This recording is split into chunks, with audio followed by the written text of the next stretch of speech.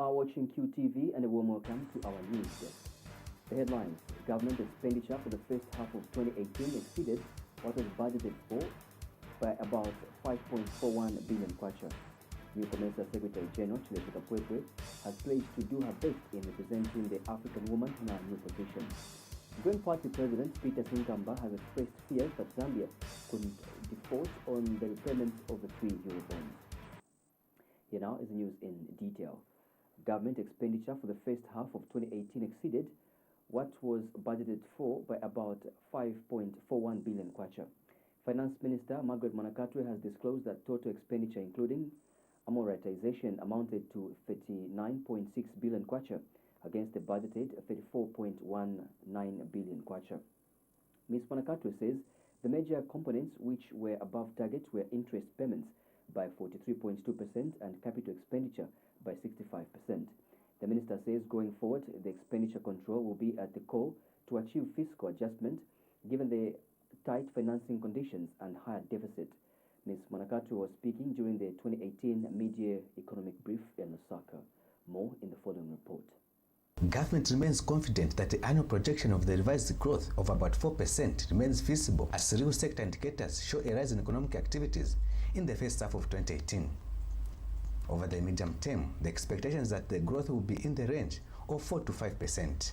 This will be driven by sectors such as mining, tourism and construction, supported by stable power supply and stable global development. Downside risks to the growth projections include volatility in copper prices, high lending rates, and adverse weather conditions. On fiscal performance, the state feels that the fiscal performance remains satisfactory, although adverse liquidity conditions have made financing difficulty. In order to appreciate the efforts and measures taken by the government in managing the economy, Finance Minister Margaret Manakatwe interacted with the media, private sector, and civil society organizations. The Finance Minister also took advantage of the interaction to disclose Zambia's latest debt. The reserve position, this is central bank reserves, stood at 1.82 billion at the end of June 2018. The debt position, ladies and gentlemen, the stock of external debt as at end of June 2018 was 9.3 billion compared to 8.7 billion in December 2018 on account of new disbursements. External debt service was 161.3 million in June 2018. Total guaranteed debt was 2.7 billion US dollars, of which 1.21 billion had been drawn against the principal amount. The stock of domestic debt as at end of June 2018 was 51.8 billion. Let me share with you the domestic arrears position. Domestic arrears in the first quarter of 2018 increased to 13.9 billion from 12.8 billion due to a rise in arrears related to roads and other recurrent departmental charges, RDCs. Ms. Manakatwe also highlighted the expenditure outing for the first half of 2018. On the expenditure side, total expenditure including amortization for the first half of 2018 amounted to 39.6 billion against the budgeted amount of 34.19 billion. The major components which were above target were interest payments by 43.2% and capital expenditure by 65%. Going forward, expenditure control will be essential to achieve fiscal adjustment given the tight financing conditions and higher fiscal deficit. The kwacha remained relatively stable against major trading currencies during the first half of the year. The trade balance during the first 5 months of 2018 continued to be positive with a surplus of 245.4 million recorded in May 2018. Bankers Association of Zambia CEO Leonard Mwanza also expressed concern at the high interest rates, saying they are not affordable to the majority borrowers. The banking sector is very alive to the fact that interest rates are quite high and not very affordable to the majority of the borrowers in the economy. But granted to say that interest rates have been coming down. At the end of April, they scaled below 24%. They are now 23.9%. But with a little more reduction on the corporate sector, where interest rates are now somewhere around 20 to somewhere around 21%. So you can see that there is a great effort in trying to maintain interest rates to levels that are affordable. And Civil Society for Poverty Reduction CSP Executive Director Patrick Nshindano, who represented CSOs, advocated for an increase in social protection programs as these remain a key to poverty reduction and national development. We would call on your ministry to ring-fence resources that are dedicated for social protection interventions. We note in the past that as much as there has been that commitment on the part of government, including increasing allocations to social protection intervention, that has also not correlated to releases to these programs. On the International Monetary Fund IMF engagement, the finance minister said government has taken measures that were announced by our office to rein in on fiscal slippages and risks related to debt. For QTV Business News, Albert Mpezeni in Lusaka. The 20th COMESA Summit has closed with the regional body admitting 2 more new members in Tunisia and Somalia, who become the 20th and 21st member states respectively. This makes COMESA the largest regional body in Africa. The just-ended summit, which opened on 9th July, has also seen the appointments of new COMESA Secretary General Chileshe Kapwepwe. In a maiden speech during the summit, Ms. Kapwepwe pledged to do her best in representing the African woman on her new position. Our reporter Lazarus Chula has been covering the summit and now gives us this report. The 20th COMESA Summit has closed with the regional body admitting 2 more new member states. Tunisia and Somalia are officially the 20th and 21st member states respectively, to make COMESA the largest regional body in Africa. The just-ended summit, which opened on the 9th of July last week, has also ushered in a new Secretary General, a Zambian, Chileshe Kapwepwe. Speaking in her maiden speech this morning, Mrs. Kapwepwe pledged to do her best in representing the African woman in her new position. Mrs. Kapwepwe intends to do the same for the youths and vulnerable groups as COMESA fosters inclusive development. I commit to working closely with all member states, the COMESA organs and institutions, private sector, cooperating partners and other stakeholders to build on successes and foster new areas to support the integration and development agenda. COMESA's objectives are clearly defined and the challenges identified. Areas which remain pertinent include supporting structural transformation of member state economies. With the election of Mrs. Kapwepwe, outgoing COMESA Secretary General Cindy Songwenya had one last more task to do, reading out the summit's final communique. The summit commended the Republic of Zambia for the 10-acre land granted for the development of the new COMESA headquarters and continued support for its construction. The summit further expressed gratitude to the Republic of Zambia for providing sovereign guarantee for the construction of the new COMESA headquarters. And then the summit directed the Technical Committee on the construction of the new COMESA headquarters to consider the financing documents and oversee the implementation of the project. And delegated the COMESA Council of Ministers to consider the report of the Technical Committee on the new headquarters and take appropriate decisions in relation to the construction of the new headquarters. A vote of thanks was offered by Rwandan Prime Minister Eduardo Ngirente. Considering the theme of this 20th summit, COMESA toward digital economic integration, there can never be another appropriate time to address the digital era in the COMESA region. This has been a very important and a crucial summit by all accounts. It has also been a notable occasion for many of us, especially those who are attending the COMESA summit for the first time. And in his key address to close the summit, COMESA chairperson and Madagascan president Heri Rajaonarimampianina observed the need for COMESA to do away with donor support. Mr. Rajaonarimampianina, who spoke in French, believes COMESA can generate its own resources through donations from member states. President Edgar Lungu, who yesterday opened the Head of State and Government COMESA Summit, was also in attendance at the closing ceremony, but did not make any speeches. Lazarus Sichula, QTV News, Lusaka. The Non-Governmental Gender Organizations Coordinating Council, NGOCC, has congratulated Chilesheka Pwepwe on her appointment and subsequent ratification as the new Secretary General of the Common Market for Eastern and Southern Africa, COMESA. During the Heads of State Summit in Lusaka, NGOCC Executive Director Ngwase Mwale says, as the focal point of the Women's Movement, her organization is elated that Ms. Kapwepwe becomes the first ever Zambian and female Secretary General of the regional body.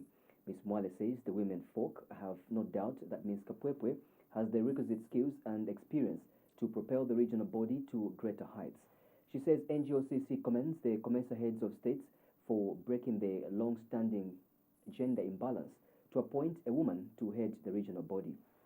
She adds that this decision is affirmation to the various regional and international protocols on promoting gender equity and equality at all levels of development. Ms. Mwale has also urged the heads of states in COMESA to replicate the gesture in the member countries by domesticating the various gender protocols to accelerate the attainment of the 50-50 gender parity. We are elated that Ms. Kapwepwe becomes the first ever Zambian and female Secretary General of the regional body. We have no doubt that Ms. Kapwepwe has the requisite skills and experience to propel the regional body to greater heights. NGOCC further commends the COMESA heads of state for breaking the long-standing gender imbalance to appoint a woman to head the regional body. This decision is indeed an affirmation to the various regional and international protocols on promoting gender equity and equality at all levels of development.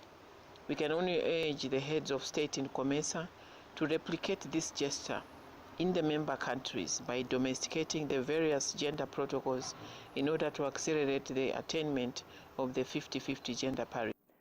And the Zambia National Women's Lobby Group, ZNWL, has joined stakeholders in congratulating Chilesheka Pwepwe on her appointment as Secretary General of the Common Market for Eastern and Southern Africa, COMESA.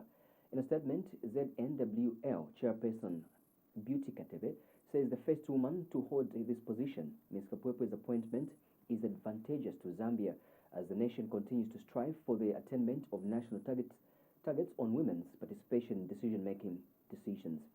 Ms. Katebe says Ms. Kapwepwe's continued rise in her career is an inspiration to many women in Zambia and proof that a woman can excel in any leadership position.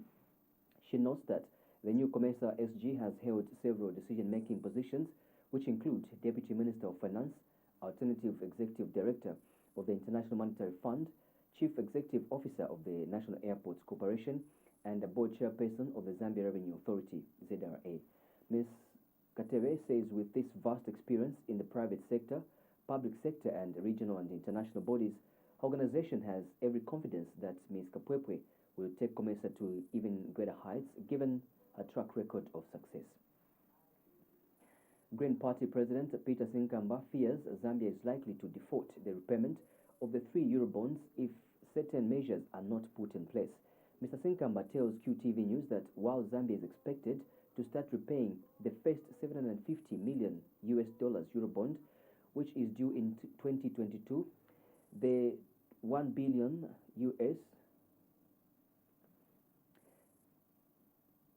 He says this is more of the reason why his party has been advocating for workable measures.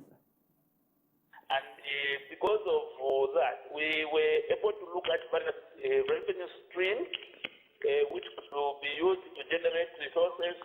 You know, you're talking about the first Eurobond, which is $760 million, which is due in 2022. The second one, which is due in 2024, is the $1 billion. And the third one, which is due in 2026, is the $1.25 billion. Total $3 billion. And we said we can't manage to pay using the current revenue streams for government. And that's why we came up with an idea to say let's legalize cannabis to start generating resources. We are looking at projections which went up to $36 billion, so that we're able to pay these debts. And again, we want to reiterate our message. Unless and until the Zambians think outside the box, we look at how we can harness and tame the medical. 2 people died in Mansa district of Luapula province after a mine collapsed on them. Police spokesperson Esther Katongo has identified the deceased as Donald Muchinda, age 27, of Kasongo Village, Chief Kalaba, and Alex Mbolela, age 22, of Mwenda Village, Chief Chimese in Mansa District. Ms. Katongo says the incident occurred on yesterday at around 16 hours at Lumano mining area in Chembe District. She narrates that the incident happened when the victims, who were employees at Cass Resource Manganese Company, were on duty at the mine. Ms. Katongo says the bodies were retrieved and are in Mansa General Hospital mortuary. Meanwhile, police in Kawe have arrested one suspect in connection with the murder of a woman of Seagate, whose body was found in an unfinished SDA church building yesterday by a member of the public. In a statement released to Q News, Ms. Katongo has identified the suspect as Case Mutonga, believed to be an ex-convict. Ms. Katongo says the suspect is detained in police custody and faces murder charges. Government has been called upon to pay agro dealers the money it owes them for the farming inputs they supplied to the farmers under the e-voucher system. UPND Chairman for Rural Reconstruction and Development, Mono Mapani, tells QTV News that it has come to his attention of his party that the government has up to now not settled the agro dealers who supplied farming inputs to the farmers in the previous season. Mr. Mapani says this is no doubt affecting their preparedness for the forthcoming farming season, which is starting in the next 2 months. He says the government should realize that lack of support to these agro dealers would affect the agriculture sector, as these are a key stakeholder in the sector. The normal farming Zambian season starts in October, November, somewhere there. And we have not heard anything on how farmers will access the inputs, meaning fertilizer, chemicals, and the seed. And the same government, up to now, they have not told the farmers how much the outputs for 2017-2018 farming season will go at. This purely puts the agriculture sector into shake.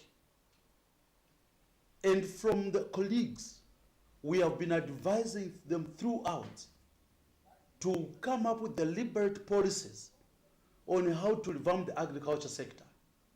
But to date, to them is business as usual, killing the sector, which was supposed to be a major employers of the youths, major employers and major sector to improve our economy. But to date, to them, it doesn't matter. They are not even concerned the way they are running the agriculture sector. They appeal, the earnest one, please find money to pay the agro dealers immediately. Meanwhile, Katete Agro Dealers Technical Advisor Eric Mwale has told Q News via telephone that the government, through the Smart Zambia, assured agro dealers that they will be paid their monies within a week, but that to their surprise, this is the 60th month without being paid. Mr. Mwale says this has negatively affected their businesses, as they also owe the companies they got their inputs from. Civil society is scaling up nutrition. CSO Sun has called on the government to find a market for the various crops the farmers produced arising from the diversification agenda. CSO Sun Communications and Advocacy Officer Japheth Simonga says it is demotivating on the part of the farmers to diversify their crop production, yet there is no reliable market for them. Mr. Simonga tells QTV News that in order to continue promoting crop diversification, it is imperative that the government find a market for various crops the farmers are producing. He says most of the farmers do not have the market to sell their produce.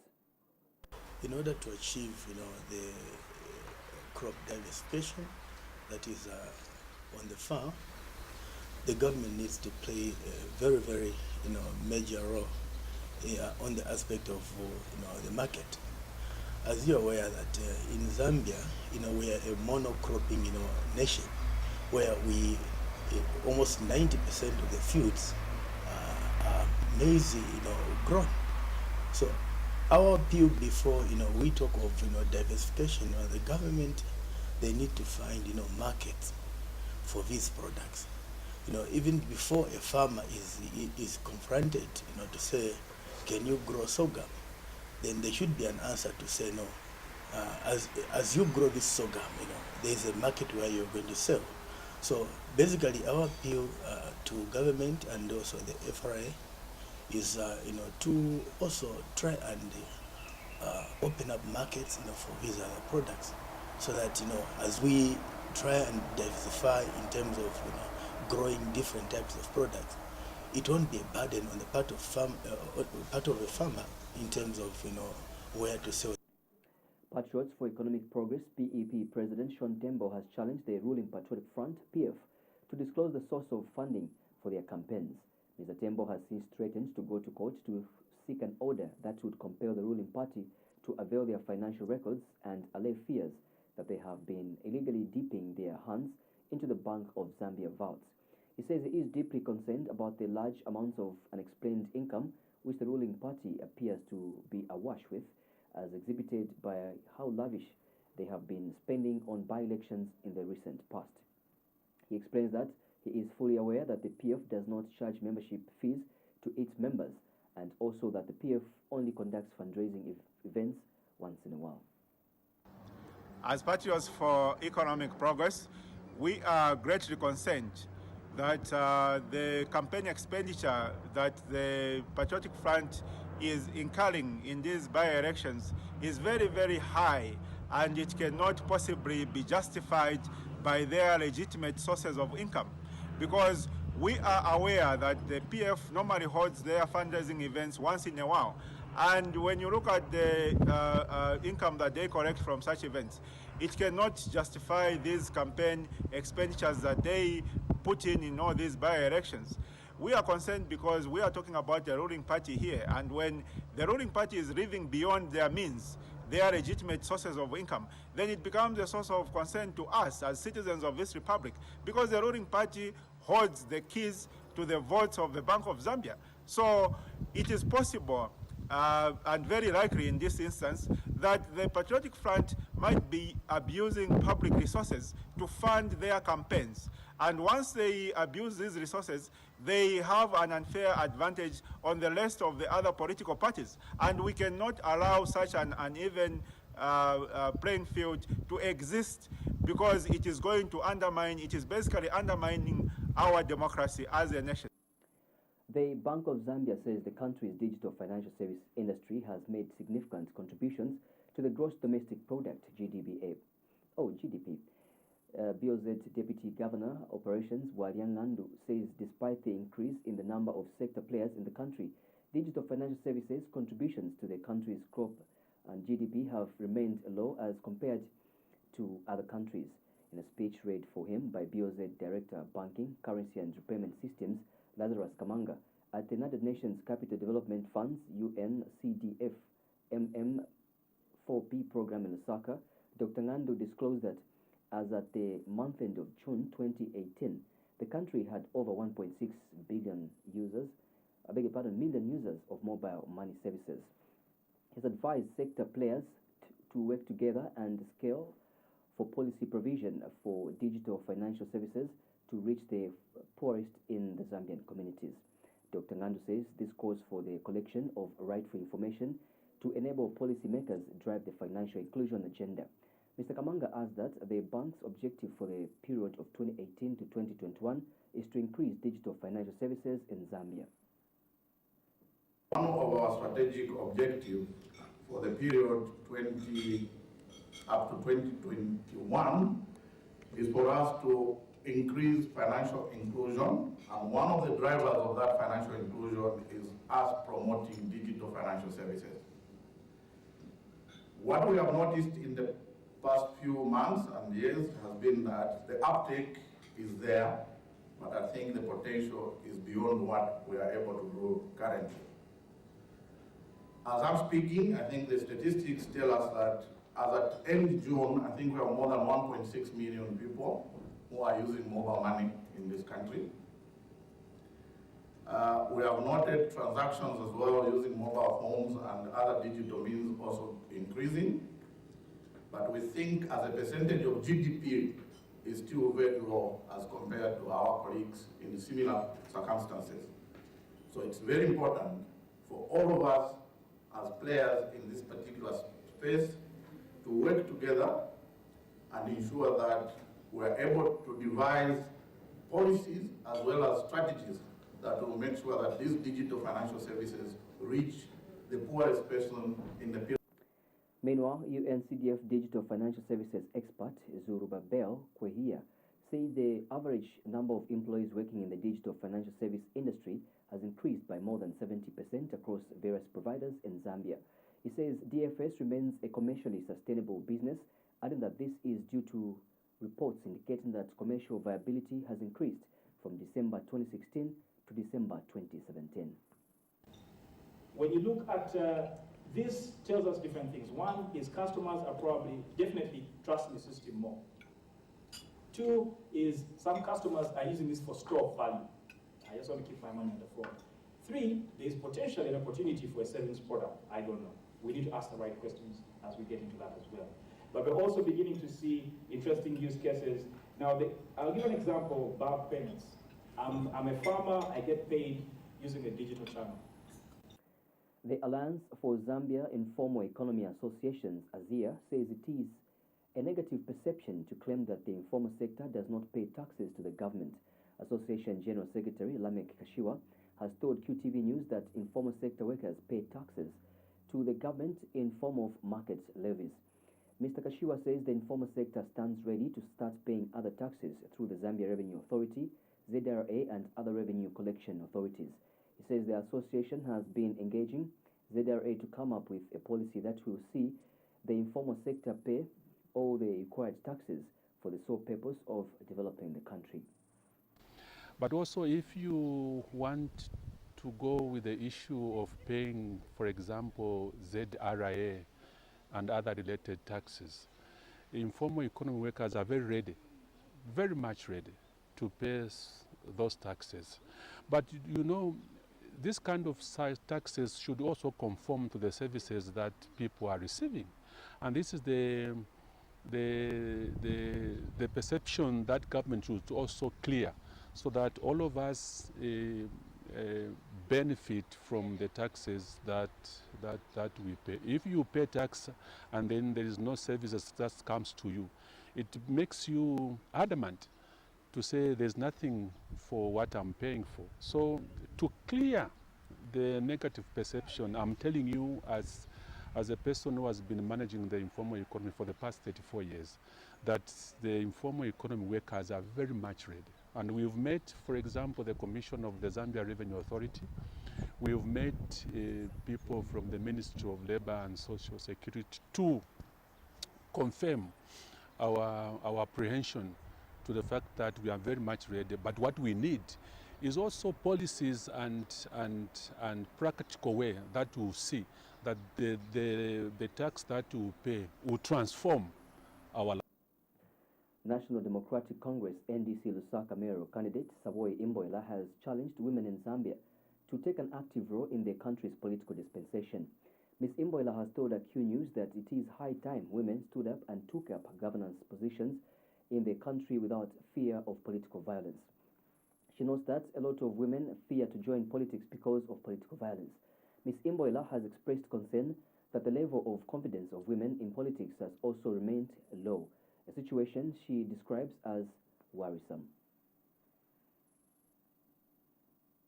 We need some emotion in our governance system. So for women, I'd like to urge them to be confident, to be confident and ensure that whatever opportunities come up, just even in this mayoral race, it doesn't feel good being the only woman standing. We could have been 3, 4, to show that many women out there can stand. So to be the only woman, really, it shows where we are as a country. And I would also like to say that if you look at the numbers, the numbers are so disturbing in terms of the women in the political positions. Out of 1,624 councillors that we have the whole country, we only have 128 women. So you can imagine, from 1,624, only 128 women. We need some emotion in our governance system. So for women, I'd like to urge them. Meanwhile, United Progressive People, UPP Lusaka mayoral candidate Sergio Chishimba says he will work with lawmakers in developing the city if elected into office. Dr. Chishimba, who is also UPP president, has told Q News that he wants to deal with corruption in Lusaka before taking it to the national level. Everything is here in Lusaka. Lusaka has 7 members of parliament. Taking over the mayoral city is in fact being in charge of the 7 members of parliament who are in Lusaka, and that is 5% of parliament. You may also wish to know that UPP has never participated in any by-election, predominantly because we've been focusing on organizing for change in 2021. But on Lusaka, the party had to change that policy position because we realized that the rate of corruption, the rate at which Zambia is borrowing, at which the people of Zambia are being impoverished, is so high that if left unchecked for the next 3 years, the situation could be worse. Whichever political party that will form government will have a lot of work to do. So why should we wait until 2021 when we can begin to address the problems that this country is facing now? The Department of National Parks and Wildlife recorded 24,675 tourist arrivals in the national parks in the second quarter of 2018 compared to 12,190 in the first quarter. And the department has this July arrested 28 suspects for various wildlife offences across the country. Ministry of Tourism and Arts Public Relations Officer Skabilo Kalembwe says during the operations, officers recovered 8 firearms, 1 live pangolin, and 103 wire snares. The Department of National Parks and Wildlife has recorded up to 24,675 tourists against the 12,190 that were recorded in the last quarter. So this quarter shows an increase from the previous of up to 49%. In another development, we wish to confirm that we are doing very well in terms of our translocation of our wildlife into the Siomangwezi. So far, we have taken up to 35 buffaloes there. We also have 200 impalas that have been translocated. This is an ongoing process. In terms of our operations, the Department of National Parks and Wildlife has arrested up to 28 people just in the month of July. We also seized or confiscated 1 pangolin from these traffickers. We also have recovered 103 wire snares that are used in illegal poaching activities by villagers. Regarding the Chinese nationals that were arrested in Chanida last year, we are very thankful to the High Court that it has upheld their conviction to 5 years each, and it means that they stay behind bars. Meanwhile, the Lusaka High Court has upheld the conviction of 3 Chinese nationals who, along with 2 Zambians, were sentenced to 5 years imprisonment with hard labor by the Chadiza Subordinate Court in December 2017 after finding them guilty of being in illegal possession of 25 pieces of rhino horn. The 5 had, through their lawyers, challenged their conviction by the Chadiza Subordinate Court in the High Court. But when the matter came up in the High Court, the court upheld the conviction of Wan Qiang, Wang King Zhong, and King Mao. Meanwhile, the High Court has acquitted the 2 Zambians, namely Lavmo Kamwendo and Obeti Sumwanjata, after finding them not guilty of the offence of unlawful possession of prescribed trophy, namely 25 pieces of rhino horns, for which they had been convicted for by the subordinate court. The conviction of the 5 in 2017 caught international attention because it was the first time that the Chinese nationals had been publicly named in the illegal wildlife trade. China is a well-known destination for many illegally traded wildlife products such as elephant ivory, rhino horn, big cat skins, and pangolin scales, fueling poaching and smuggling activities which greatly undermine efforts to conserve wildlife in many African countries.